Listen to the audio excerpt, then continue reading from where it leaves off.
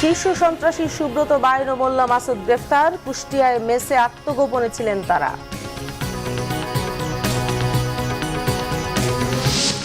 মৃত্যুদণ্ডাদেশ থেকে খালাস পেলেন জামায়াত নেতা আজহারুল। অন্য মামলা না থাকলে মুক্তির নির্দেশ।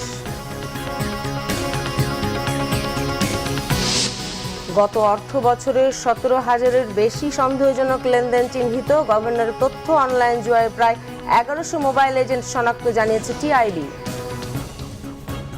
দেখছিলেন ক্রাউন সিমেন্ট সংবাদ শিরোনাম, এবার বিস্তারিত। ঢাকার অপরাধ জগতের ত্রাস শীর্ষ সন্ত্রাসী সুব্রত বাইনকে আটক করেছে সেনাবাহিনী। সকালে কুষ্টিয়া শহরের কালীশঙ্করপুর এলাকায় 3 ঘন্টার এক শ্বাসরুদ্ধকর অভিযানে সহযোগী মোল্লা মাসুদকে আটক করা হয়। স্থানীয়রা জানান, ভোর 5টা থেকে সকাল 8টা পর্যন্ত কালীশঙ্করপুর এলাকার সোনার বাংলা মসজিদের পাশের একটি 3তলা বাড়ি ঘিরে রাখে সেনাবাহিনীর